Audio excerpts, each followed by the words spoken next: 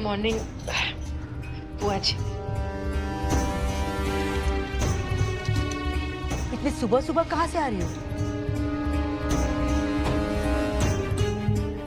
कल रात तुम पार्टी में गई थी क्या?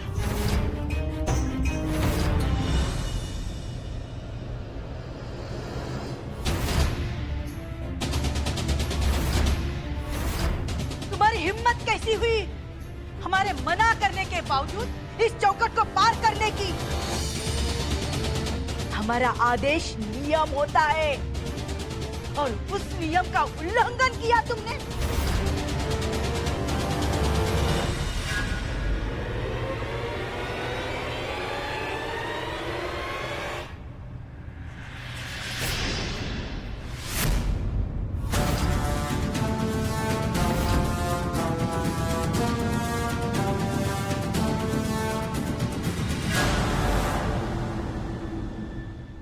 किसी नियम का उल्लंघन नहीं किया बुआ जी। लक्ष्मी जी ने हमसे पूछ कर गई थी ये पार्टी में,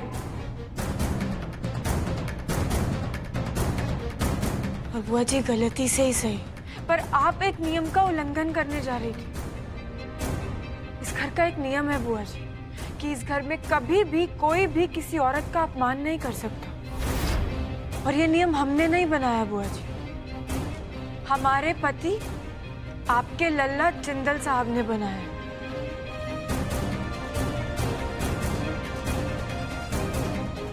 और बुआ जी नियम नहीं, परंपरा है इस घर की। हम आपको हमारी बहू पर हाथ उठाने नहीं दे सकते, और बहू के मान के साथ सास का मान भी जुड़ा होता है ना बुआ जी। तो क्या सास का कर्तव्य सिर्फ बहू पर सख्ती दिखाने का है? सास का कर्तव्य बहू के मान की रक्षा करना भी है ना।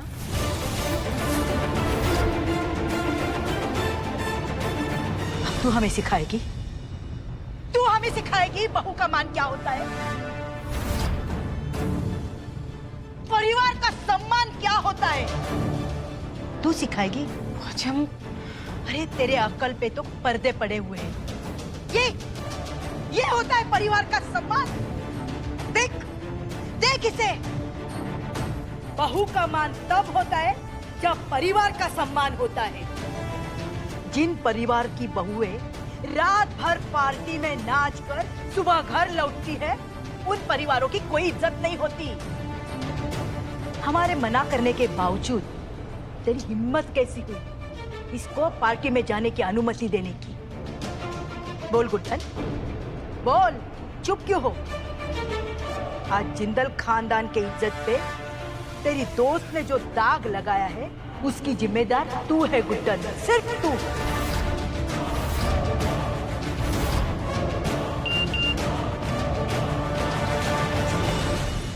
हे भगवान, ये तो लक्ष्मी दी है, और ये कल रात की वीडियो है। ये तो करोड़ों की तादाद में फैल गई, पूरे इंदौर ने देख लिया होगा कि जिंदल भवन की बहू लक्ष्मी दी कैसे। बोलो सरू बहू, रुक क्यों गई? बोलो। बुआ जी, अरे जब इसे करने में शर्म नहीं आई तो तुम्हें बोलने में क्या शर्म आती है? दिखाओ बुआ जी, दिखाओ।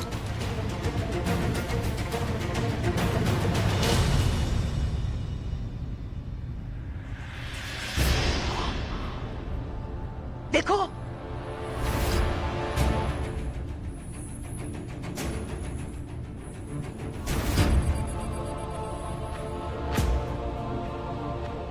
देखो, जिंदल खानदान की बहू पार्टी में पराए मर्दों के साथ कैसे नाच रही है और परिवार की इज्जत उछाल रही है।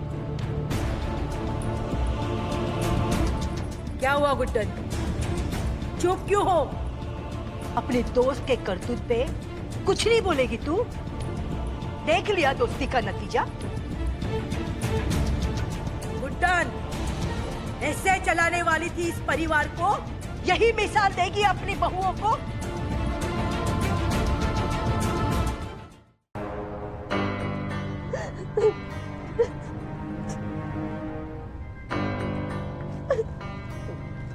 लक्ष्मी, लक्ष्मी ऐसे रोते नहीं। लक्ष्मी चलो उठो, देखो बैठ के बात करते हैं। आओ उठो, उठो ना।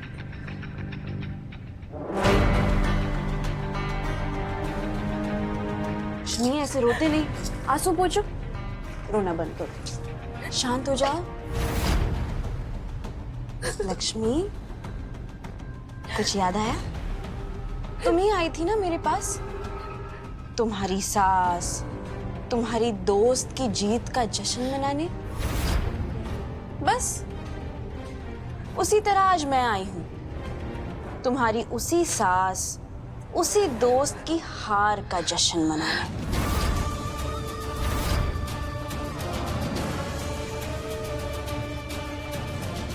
ये लो पियो।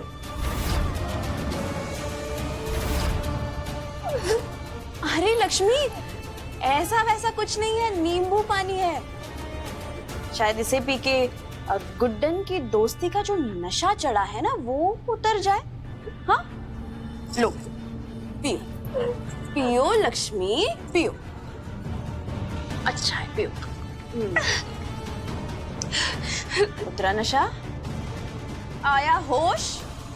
अब पता चला लक्ष्मी, एक गलत इंसान का साथ दे रही थी तुम।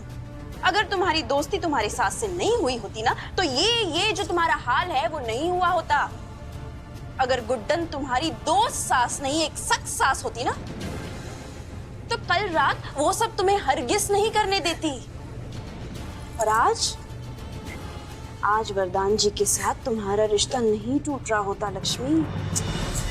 पर अब क्या करें, तुम्हारी सास है ही इतनी बचकानी, रिश्तों की गहराई को समझती ही नहीं। वो तो सास बहू के रिश्तों की गहराई को दोस्ती जैसी एक मामूली से चीज से नापने चली थी। तो फिर होना क्या था, उसकी सोच भी डूबी और साथ ही साथ तुम्हारा रिश्ता भी।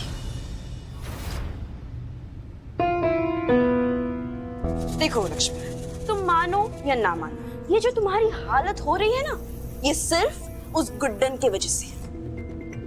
वक्त में थोड़ा सा पीछे चली जाओ, जब तुम मेरे साथ थी, सरू के साथ थी। सोचो लक्ष्मी, तुम्हारे साथ ऐसा कभी हुआ था?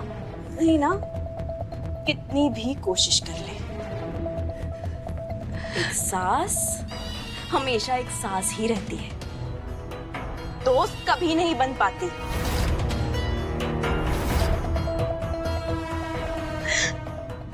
और ये आंसू पोंछ दो।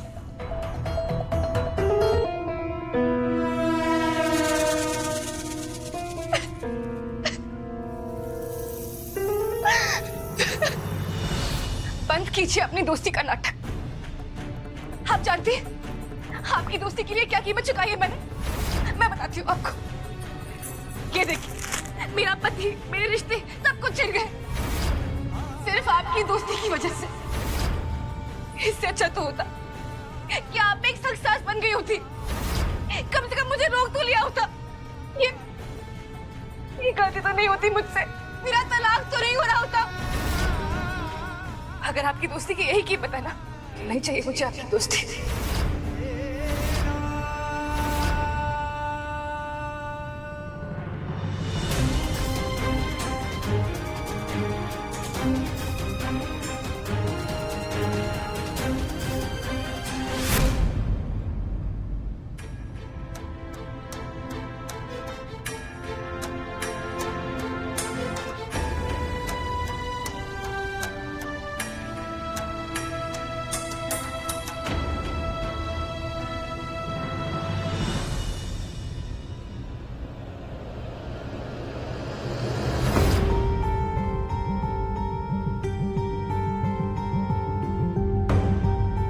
बहुत बुरा लग रहा होगा ना अपने दोस्त की दोस्ती खोकर, बुरा लग रहा होगा ना अपने दोस्त का भरोसा खोकर, विश्वास खोकर। ये सब तेरी घटिया सोच की वजह से हुआ है। अगर तूने दोस्ती की जिद छोड़कर हमारा सख्ती का तरीका अपनाया होता तो ये दिन कभी नहीं देखना पड़ता। निकल जाओ यहाँ से, हमें तुम्हारी शक्ल भी नहीं देखनी।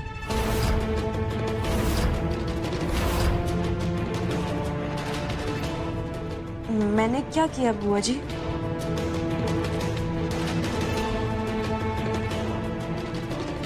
क्या किया? तुम इतने सालों से इस घर में हो, तुम्हारी कोई जिम्मेदारियां नहीं? इस घर की बहू का वीडियो पूरा शहर देख रहा है, झूठा हो या सच्चा, बदनामी तो जिंदल खानदान की हो रही है ना। फिर भी इसकी बहुओं को कोई कुछ नहीं कहेगा। हम कहते हैं बात यहां तक पहुंची ही कैसे, तुम्हारे और भाभी के होते हुए।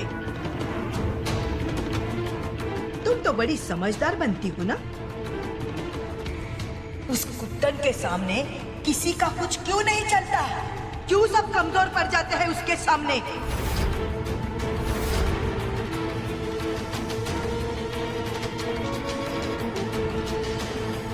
दफा हो जाओ यहां से, तुम्हारी शक्ल और इस नाश्ते को लेकर नहीं खाना हमें कुछ भी। जाओ।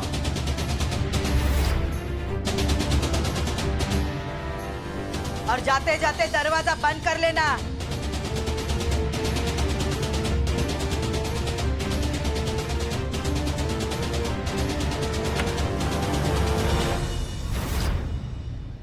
उस कुत्तन के सामने किसी का कुछ क्यों नहीं चलता? क्यों सब कमजोर जाते हैं उसके सामने?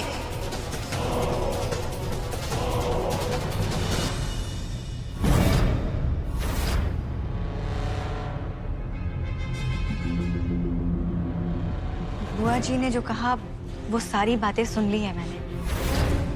और देखा जाए दुर्गा दी तो बुआ जी गलत नहीं कह रही है। हम लोग ने इतना कुछ कर लिया, पर क्या हुआ? गुड्डन हमेशा पास होती रही और हम दोनों फेल।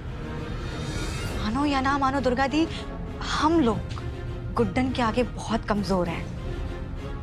मतलब कितनी कोशिशें कर ली, कितनी सारी चीजें कर ली उस गुड्डन को बाहर निकालने के लिए। यहाँ तक कि मैंने उस वीडियो में लक्ष्मी दी की शक्ल बदल दी, पूरे इंदौर में वायरल कर दिया नकली वीडियो। पर क्या हुआ? हार हमारे ही हाथ लगी और गुड्डन सासू माँ जीत गई फिर से। क्या करे समझ में ही नहीं आ रहा है।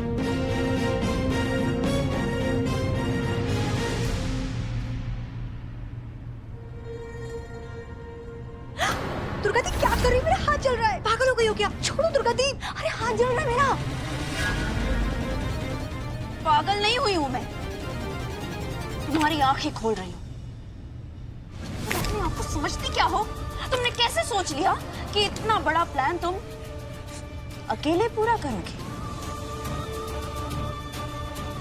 बेवकूफ कहीं की। अपने साथ किसी दिमाग वाले इंसान को लिया होता ना तो गुड्डन के सामने ऐसे हारती नहीं तुम। और वैसे भी मुझसे दिमाग वाला और इंसान है ही कौन जो तुम्हारा साथ दे? दुर्गा दी, मैं इसीलिए आपके पास आ रही थी। मुझे मालूम है कि मैंने गलती की है। देखिए, अब हम जो भी करेंगे साथ में करेंगे। चुप। अरे एकदम चुप। कर लिया अपने दिमाग का इस्तेमाल? कर लिया बंटाधार जो कर सकती थी? अगर अभी भी तुम्हारी गलतियों का एहसास तुम्हें है तो तुम ठीक वैसा ही करोगी जैसा मैं तुम्हें कह रही हूं। और अगर तुमने सब कुछ मेरे कहने के हिसाब से किया तो उस गुड्डन की ऐसी बेइज्जती होगी, ऐसी बेइज्जती होगी जिसके बारे में उसने सपने में भी नहीं सोचा होगा। और तो और सारा इल्जाम उसकी वो दोस्त लक्ष्मी दी। बिल्कुल सही, लक्ष्मी बहू पर आएगा। एक सच, सिर्फ एक सच गुड्डन की जिंदगी में ऐसा तांडव करेगा कि वो संभल नहीं पाएगी। उस गुड्डन की वजह से बुआ जी मुझ पर बरस रही थी ना, मेरी काबिलियत पर सवाल उठा रही थी ना। अब मैं उन्हें दिखाऊंगी ये दुर्गा जिंदल कौन है और क्या कर सकती है।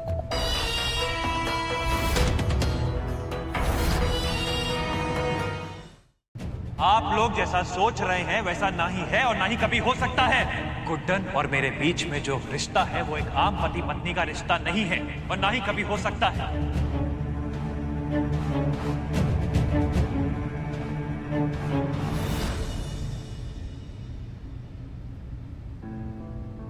सासू माँ,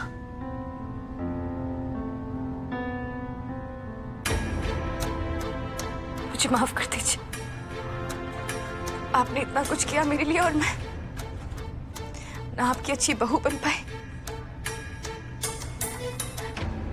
और ना एक अच्छी दोस्त। हो सके तो मुझे माफ कर दीजिए सासू माँ। पता नहीं क्या सोच के ऐसी गलतफहमी पाली मैंने। सबसे पहले तो आप माफी मांगना बंद कीजिए। पता नहीं क्यों लक्ष्मी जी, हमारा दिल बहुत घबरा रहा है।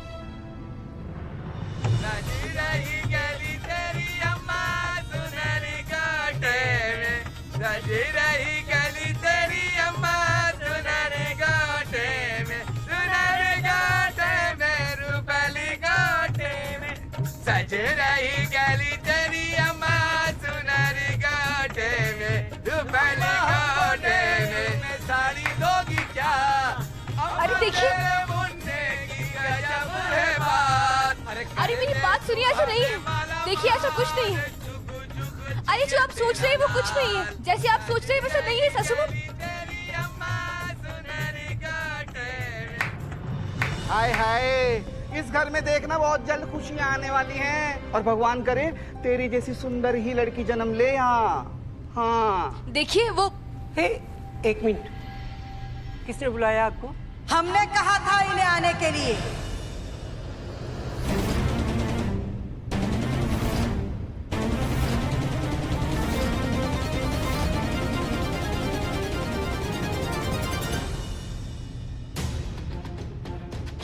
हमें क्या पता था आपकी बहू इस घर की सास ये खुशी भी हमें नहीं दे पाएगी। हमारी तो कोई गलती नहीं है।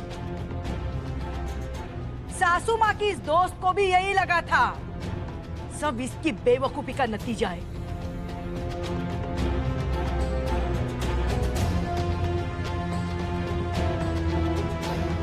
हमें माफ कर दो। कुछ गलतफहमी हुई थी, पर अब सच पता चल गया है। ये गुड्डन सिर्फ सास और बहू का ही नहीं, पत्नी का रिश्ता निभाना भी नहीं जानती।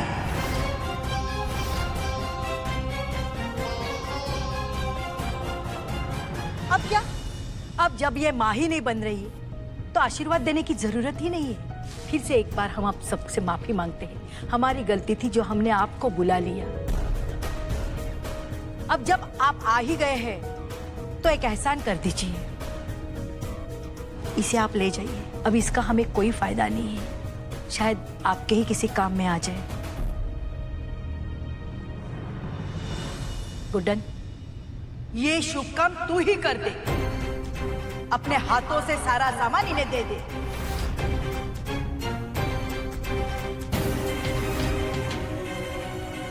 सुना नहीं हमने क्या कहा? इन्हें ये सारा सामान दे दे। ना तुझे इसकी जरूरत है और ना कभी होगी।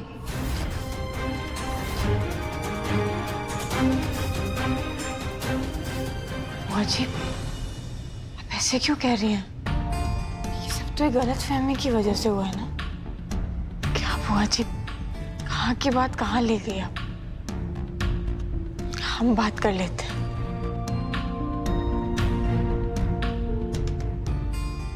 देखिए, बुआ जी सही कह रही हैं।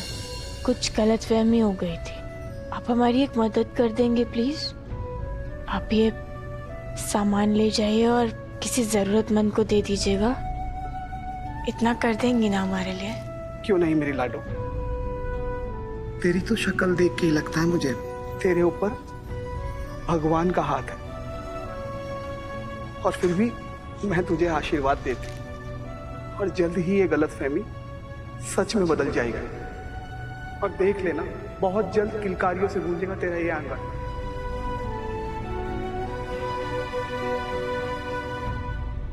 और आंटी जी, आप ना थोड़ी इज्जत से बात करा करो अपनी बहू रानी से। भगवान ने हीरे की तरह बहू दी है आपको, और आपको तो कदर ही नहीं है उसकी। हाँ, आपको कैसे पता चला हम यहाँ हैं?